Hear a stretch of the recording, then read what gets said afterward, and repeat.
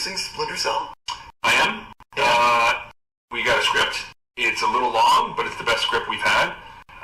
Now that I'm back from Mexico City, we're now going in there to figure out how just to cut some pages and give it to Hardy. This draft kind of addressed Tom's notes. We're going to get it to Hardy in the next couple of weeks and hopefully try to get it done this year.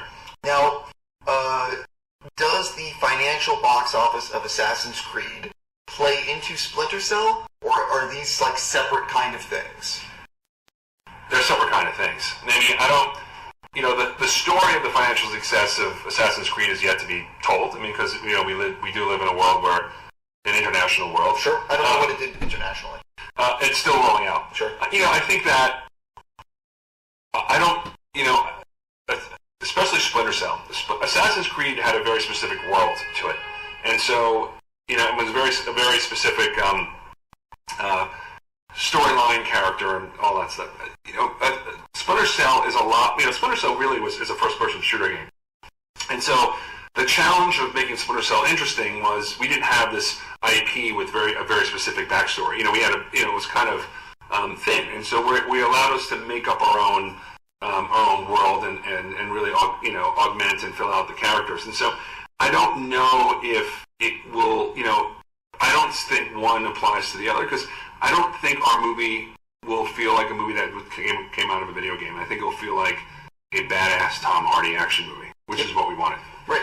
Do you envision this as like a rated R kind of a thing? No, but we're definitely going to make it a hard PG-13. No, it's not going to be like Wick, but it's going to be badass. I was going to say, because Wick has some crazy... Yes. Wick gets in there.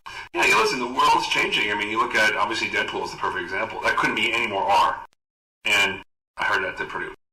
No, it landed on its feet. Yes, it did. You know what I mean? Well, Tom Hardy has talked about for years now, Splinter Cell. So what is it? And I think he's a gamer. He's a gamer. So he's also a guy who has a lot of friends in that world. Not the gaming world, but the special ops world and stuff. He wants to play this character really, really badly, and that's what makes it exciting for all of us. Because Tom playing this character is an event. Oh, please, he's a phenomenal actor. Oh my God! Yeah. My question is, did you guys look at some sort of real world event for you to sort of go with, or like how? What are you? You know what I mean? Like, what are you digging towards for this story? It's more of what we're digging away from, which is. What's the good and the bad news is that the Bond movies have obviously had a resurgence, and the Jason Bourne movies are the Jason Bourne movies, and so we're trying to stay away from those movies in terms of tone, in terms of bad guys, in terms of settings, and what's a world that we haven't seen yet? What's an area of the world and a conflict that we haven't really touched upon in movies in a long time, make it feel fresh.